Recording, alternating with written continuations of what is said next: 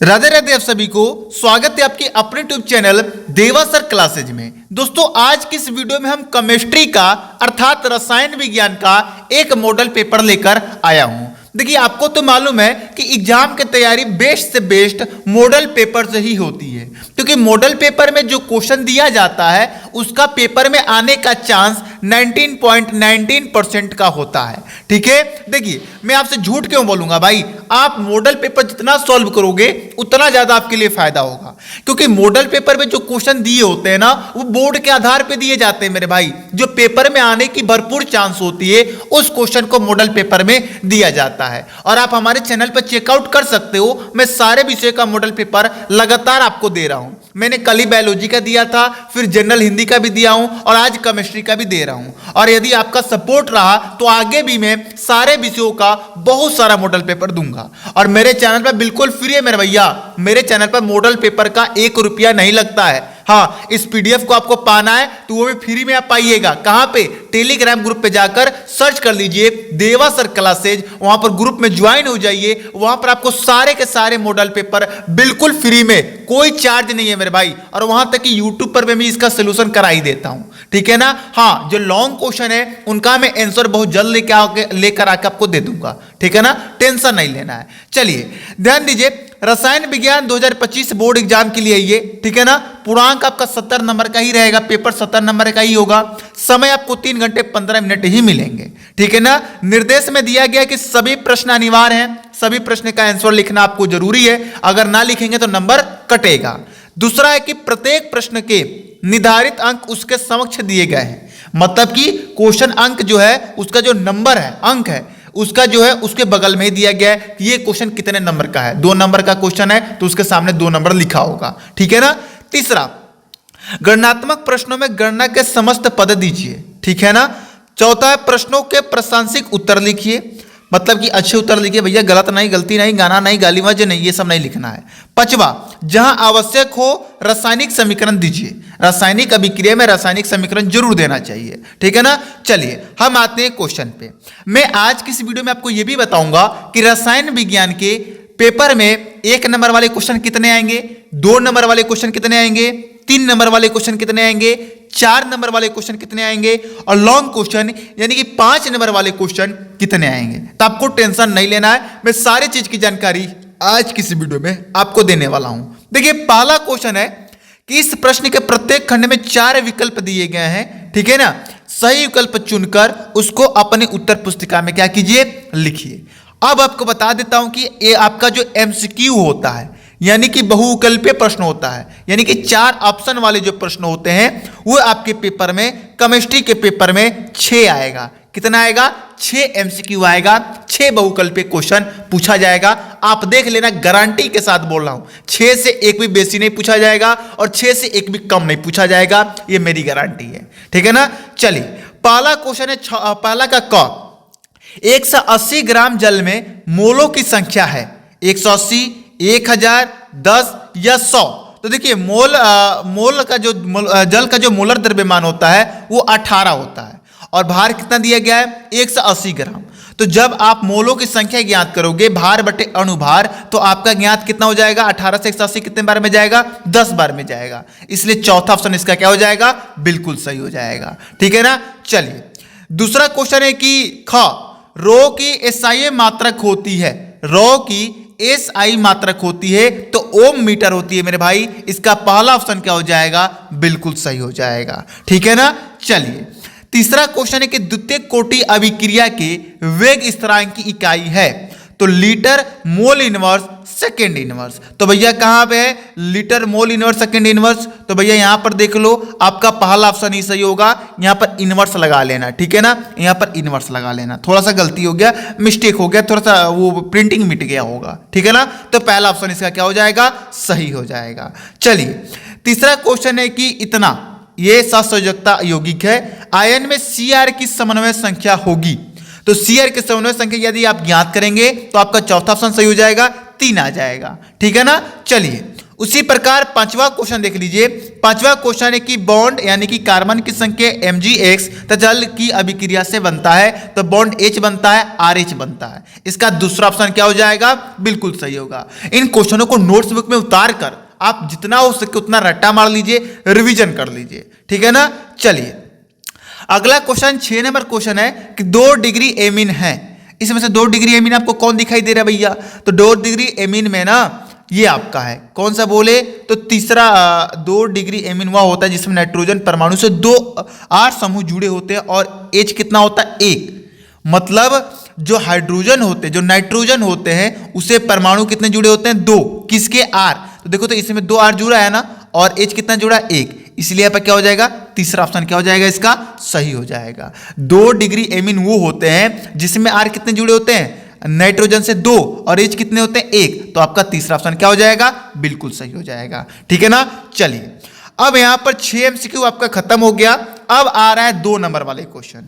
और मैं आपको बता दूं कि पेपर में 2 नंबर वाले क्वेश्चन आपके 8 को आएंगे भैया। 8 क्वेश्चन आएंगे 2 नंबर वाले, यानी कि टोटल कितने नंबर देके जाएंगे? 8 दूनी 16। 16 नंबर के क्वेश्चन आएंगे। कितने वाले? 2 नंबर वाले, ठीक है ना। चलिए तो दूसरा का पहला क्वेश्चन है कि मोलरता तथा मोललता को उदाहरण देते हुए विभेद कीजिए।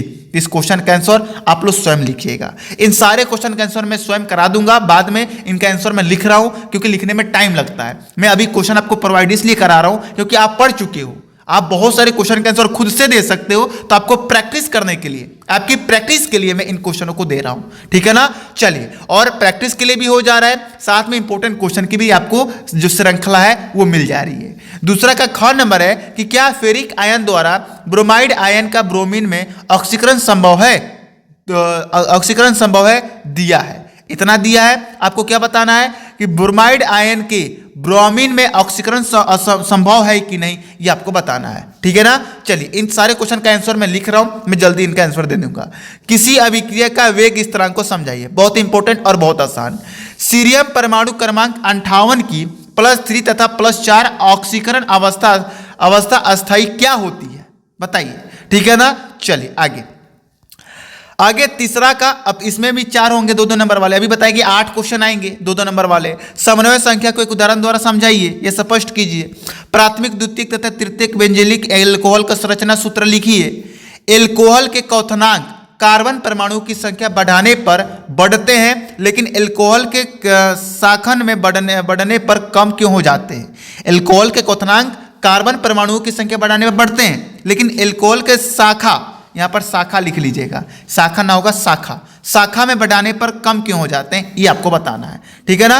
आरएनए पर संक्षिप्त टिप्पणी लिखिए। आरएनए का फुल फॉर्म क्या है, ये सब, आरएनए में कौन सा अम्ल पाया जाता है, ये सब लिख दीजिएगा, ठीक है ना।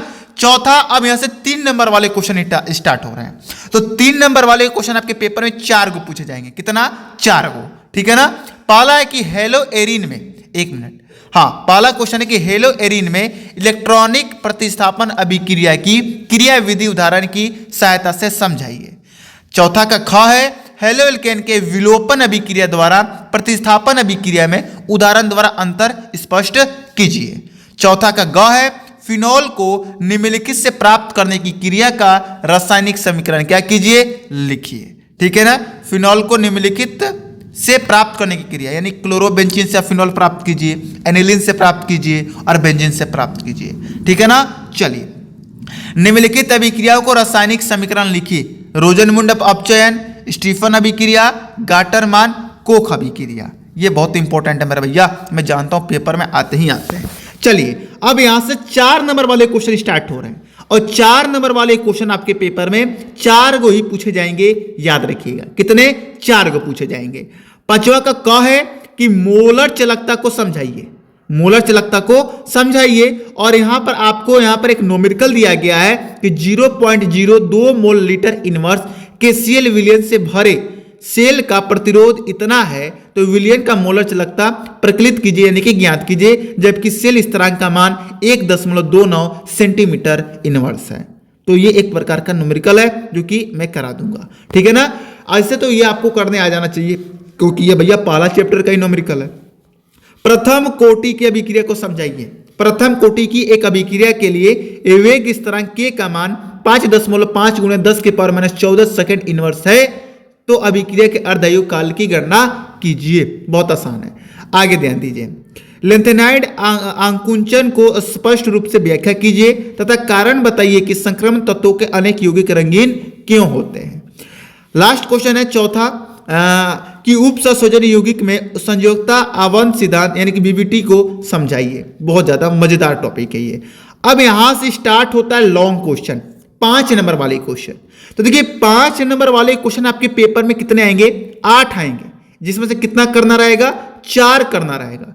8 आएंगे, 4 करना रहेगा, यानी कि 4 आप छोड़ सकते हो, 4 आप कर सकते हो, जो आपको आएगा वो कर सकते हो। जैसे कि 6 का क नंबर क्वेश्चन है कि राउल्ट के नियम को परिभाषित कीजिए, इस नियम के आधार पर विलय के मोलर द्रव्यमान को प्रकलित करने का व्यंजक प्राप्त कीजिए, जो कि बहुत आसान है। अब ये क्वेश्चन आपको ना आ रहा है तो अथवा में करके एक इसका क्वेश्चन दिया गया है कि वाष्प दाब में अवनमन का कारण समझाइए। किसी ताप पर शुद्ध विलायक का वाष्प दाब इतना है, वाष्पशील इतना है, तो अपघटय ठोस का विलायक जब इतना में घोला गया है तो प्राप्त विलयन का वाष्प दाब इतना है, तो ठोस का मोलर द्रव्यमान ज्ञात कीजिए। भैया ये न्यूमेरिकल करने से बेहतर है कि आप राउल्ट का नियम ही लिख लेना, ताम झाम बहुत है इसमें, ठीक है ना। चलिए केमिस्ट्री में न्यूमेरिकल बहुत कम है, लेकिन जो है वो भैया आप आपस में ब्रांड है, वो करने में पसीना छूट जाएगा। 6 का ख नंबर क्वेश्चन है कि एल्डिहाइड के विचलन की 5 विधियां की अभिक्रिया का रासायनिक समीकरण लिखिए। ठीक है ना, एल्डिहाइड को विचलन यानी बनाने के लिए 5 अभिक्रिया को लिखना है।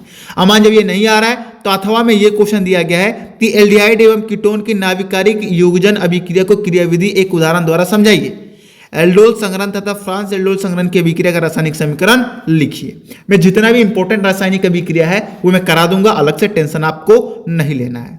7वां का क नंबर क्वेश्चन है कि एरिल एमीन की अनुनादित संरचना लिखिए। एरिल एमीन क्षारकीय गुणों को क्या प्रदर्शित करते हैं? नाइट्रो तथा नाइट्राइल यौगिक से एमीन के विचलन यानी बनाने की अभिक्रिया का रासायनिक समीकरण लिखिए। यदि ये नहीं आ रहा है तो अथवा में करके ये दिया गया है, इन पर आप समीकरण क्या कर सकते हो? दे सकते हो। चलिए 7वां का ख में न्यूक्लिक अम्ल की संरचना एवं उनके जैविक कार्य को व्याख्या कीजिए, और नहीं तो आप विटामिन और हार्मोन पर सचिव टिप्पणी लिख सकते हैं। इस प्रकार का आपका केमिस्ट्री का पेपर बनेगा, और जितने भी इंपॉर्टेंट क्वेश्चन है इसमें बहुत सारे आपको इंपॉर्टेंट क्वेश्चन मिल जाएंगे। इनको नोट्स बुक में उतार कर इनको क्या कर लेना है? आपको बढ़िया से तैयार कर लेना है, और जिसका आंसर नहीं आएगा उसका टेंशन नहीं लेना है। मैं बहुत जल्द इनका सभी का आंसर मैं क्या कर दूंगा? करा दूंगा। तो आज की वीडियो आपको कैसा लगा कमेंट बॉक्स में बताना है। मिलते हैं आपको नेक्स्ट मॉडल पेपर के साथ या नेक्स्ट इंपॉर्टेंट क्वेश्चन के साथ, इंपॉर्टेंट वीडियो के साथ। तब तक के लिए जय हिंद, जय भारत।